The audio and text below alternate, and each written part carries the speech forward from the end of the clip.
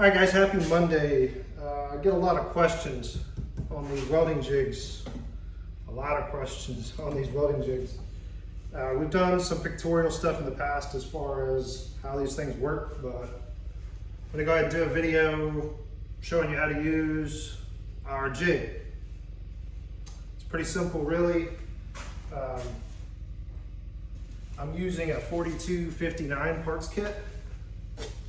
And with the 4259, we had to modify the nose bushings to work.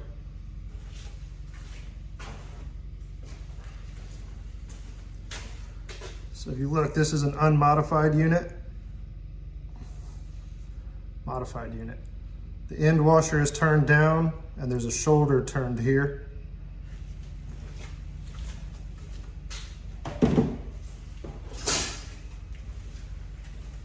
That's for the 4259. They have a unique booster system and a unique nose. So the receivers are slightly longer. That's actually one of the reasons I chose to use this kit. I get a lot of questions about, is my jig modified? How do I use it on the 4259? Can I still use it on a regular 42? Yes, you can still use it on a regular 42 once it's been modified for the 4259. It is backwards compatible still. So the only thing, when we designed these jigs, 4259 wasn't on the market. With these being slightly longer, you have to add a washer, and we'll go over that as well, and how to determine your spacing and how to properly set up and use this jig. So try not to do a whole lot of talking. Guys say that I talk real quiet and they can't hear me anyways, but anyways, that's what we got going on today. So we'll slide the camera over and I'll start pulling the pieces out and we'll go from there. All right, guys, I know I said I wasn't gonna do a whole lot of talking, but we'll go over the parts of this jig just so we can get familiar with it, what comes with it. When you open your jig, you're gonna get a rear rectangle mandrel. With this mandrel, your rails actually fit like that. That's how that fits inside the receiver.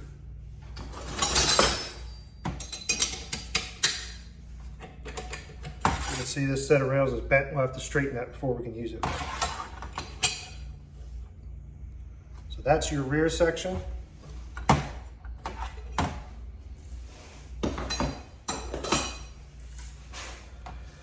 You have this washer here. This washer is actually your barrel stop washer.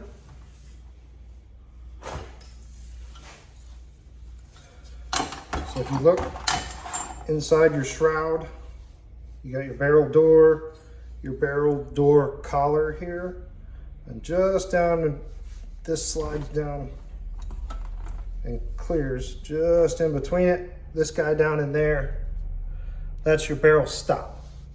So this stops up against that, and that's what sets the spacing of your rear end. Speaking of rear end, back here, you're machined for your buffer. The large washer on the back side here interfaces in that. So that's how that sets your length from your barrel stop to the rear of your receiver. So that is a fixed measurement. Now from there, we'll discuss in a minute, you still have to do some clamping and some other stuff to make this jig work. But this jig takes a lot of the headaches out. We've built hundreds of these guns, and so trust me, this jig will definitely make your life much easier. So you got your rear washer, like we said, that goes in the buffer, your rectangle, your barrel door or your barrel stop washer here. Then you have your front round mandrel. The front round mandrel just simulates a barrel, keeps your straight line all the way through your receiver. So that's what its main function is just to set a straight line through your receiver. It is threaded into the rear mandrel. As you can see, start unthreading there. So part of the stuff that you get when you open your jig is this little rod right here. It's turned down on both sides. It magically fits inside the holes that are helically drilled in this. And that's so you can actually, while it's inside the jig, you can install and remove this section of your jig to get the jig in and out of your receiver. So that's what this is, part of the tool that you need. You don't necessarily have to. You can find something that fits in that hole, but we provide one with the jig. The other tool that comes with it is this guy right here, rectangle with a little castle on top. That guy, let's see if I've got one here that's loose. Yep.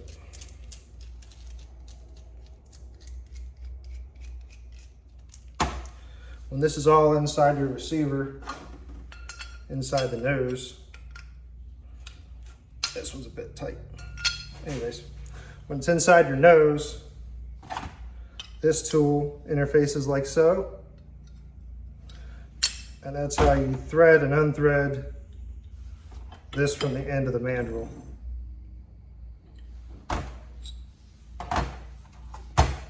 So that's these two tools. Got a lot of questions about what this guy is. Let me find the camming section here.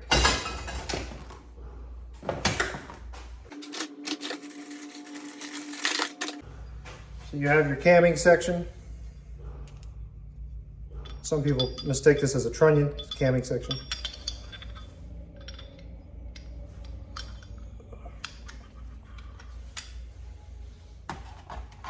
In here runs your rivet. In fact, I can grab one. Let's see right here. Obviously, this goes on your receiver. This little guy fits in there like that. You clamp this onto your receiver, and then you can crush this rivet. When you crush this rivet, that keeps that from getting all wonky and S in and getting all stupid on you. So that's what that piece is. Get a lot of questions about what that is. It's a little U-shaped. The notches in each end are so you can get a screwdriver on it once it's crushed, and you can pry it up and off. So that's what comes in your jig. Now this particular jig, like I discussed a minute ago, you've got two mandrels. Only one comes with each jig. So if you have an older jig before the 4259s came in, you'll notice that it's not turned down like we talked about the shoulder. You can see it's turned down there. And then the end washer, you'll notice the unmodified one is much larger. On the 4259, down inside here is a lip. So this washer has to be able to fit down inside that nose to be able to clamp all this up. So that's why the washers get modified. However, as you can see, the washer doesn't recess down in a standard 42 nose. So it is still backwards compatible.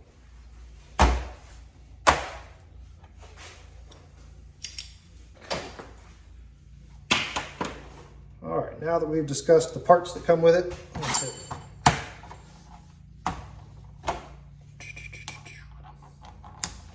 we will start to set this receiver up. General overview, I've got to straighten this rail and get these rivets out real quick, so we'll be right back. Okay, normally we would put bolts in all 5 rivet holes in the rails. This is more of a demonstration.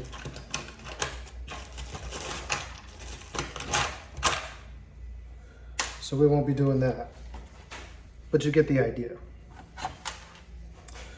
Your rails is going to be a right and a left, and if you don't know the difference, pull your rails out and let's go over it. So if you look, one of these rails has a thinner bottom and it's machined flat the whole length. That's your left-hand rail that sits on top of the recuperator, and that flat is machined to sit on top of your recuperator. The other one will not have that. Like I said, we're going to pretend that we bolted all 10 of those rivets, but for demonstration, I don't need to do that. Take your jig. It says left, L-E-F-T, left. So that's your left rail. Left rail is the rail that goes above your camming, or not your camming section, your recuperator. So this jig slides in just like this.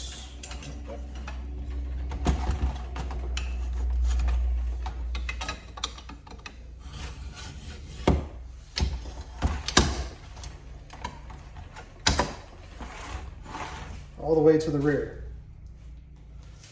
Now, your rails are perfectly aligned at this point.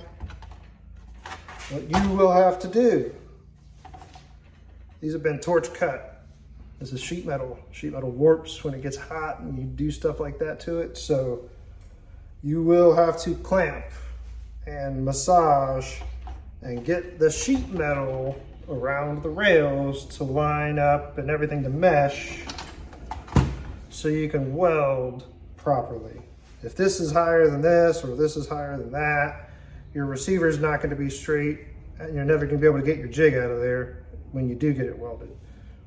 So the jig isn't a backing jig like a lot of guys would like to have seen. However, it's just not really feasible with the way that these guns are. So our jig makes a perfectly straight line through the center of your receiver, which makes everything jive. So, like I said, with your sheet metal around the rails and around the barrel mandrel and all that stuff, you've got to tweak and clamp and twist and get everything lined up after you get it on the jig. If everything is straight and true and nice, once you get it welded, the jig almost falls right out because the receiver is perfectly straight. If something's cocked and pulled, like sheet metal or metal will do when you weld it, it'll be real hard to get your jig out. So, just a FYI there. Anyways, that's how you set up the rear. Bolt your rails in your 2 receiver sections, or 3 or 12, or how many receiver sections you got, depending on how your receiver was cut. That mandrel slides on the rails and interfaces here in your buffer tab, if that's what you want to call that, your buffer slot on the rear of your receiver. From there, we go into this section, which obviously goes like so. So you want to get it somewhat prepped. The way we do these is we pull that barrel door all the way open and get it out of the way. Out of the way.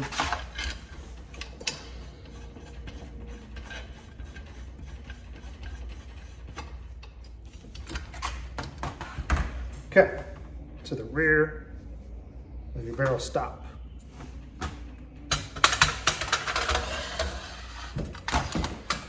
So as you can see, slide it as you guys can see. Okay, all the way up against the rear of the receiver. Everything is all flush and jiving right, real nice there. Set your gap here because you're using the original rails for this particular gun.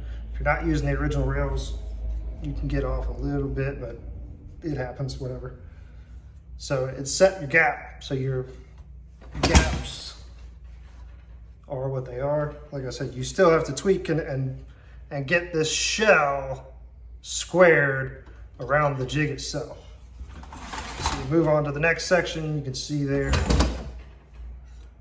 nice, even. Like I said, this section is the worst as far as wanting to move and tweak and do some stuff, and I'll show you why.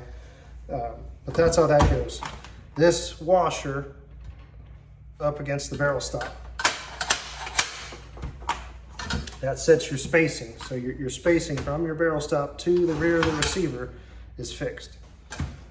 We leave this barrel door open because if you try to close it, it covers all this stuff and you can't weld it. So slide this over, move on to the next section. The 4259 nose, like we discussed, is different. So this mandrel drops in from the front side.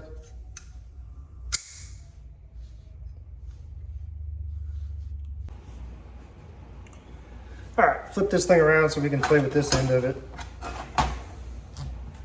Your large washer with the two flats machined on it. This washer goes on the inside of your nose bushing, of your nose. This piece on a 4259 installs from the front. This piece installs from the rear. And this unit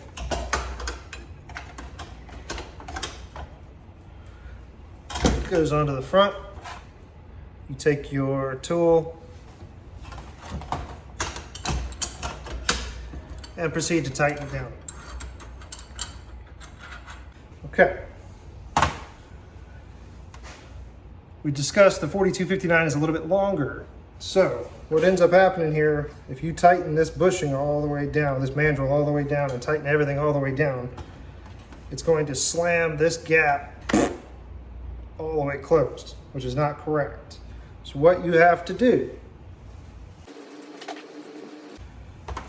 the holes in your shroud should be pretty even to the same number. They should be pretty even. So what you want to do is measure these .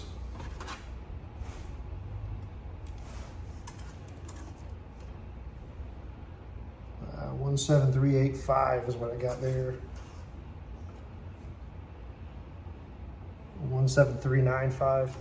So you take the average of these holes and then you apply that here.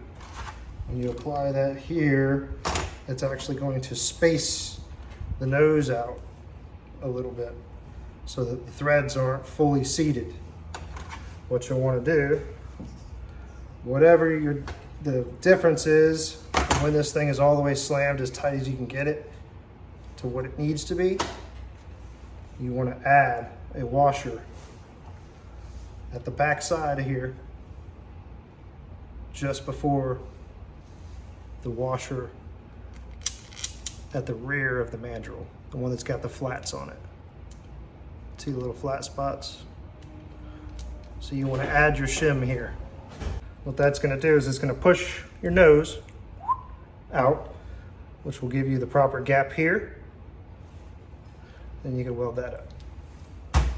If you notice though, I said a minute ago, this end can be kind of fun.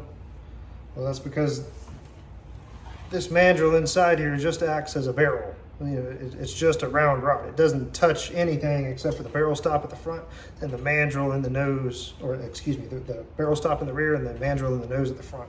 It just floats. So all of these sections just flop around in there until you get everything clamped up and tacked, and then start building it from there. But like I said, use straight edges and clamps and different stuff to get everything back into square and everything jiving. And this jig will work you wonders. That's a basic rundown on how to set this jig up, what the tools are that come in the jig. Like I said, from here, it's all clamping, getting everything square and straight. This sets your lengths. Like I said, from your barrel stop to the rear end is all a set distance. On a regular 42, from the barrel stop to the end of the nose is a set distance as well. However, like we discussed, the 42-59, the Italian guns, are different in the nose. So that's where you have to space this nose out. Standard gun, you don't have to do that. You slap it in the jig, get everything squared up, and you buzz it in. That's it. 42-59 is the different animal. It is slightly longer, etc. So with that said, if you have any questions, comments, whatever, leave them below. That is the basic setup. Once you get your nose in here and everything all square and jiving the way you want, this just tightens down. That washer falls right in. That washer falls right into the end. Tighten that down. That locks everything in place, everything perfectly square, perfectly straight through the center line of your receiver. And then everything else from there is how good you can weld and how straight your eyeballs are, I guess. So it's Monday. Y'all have a good one.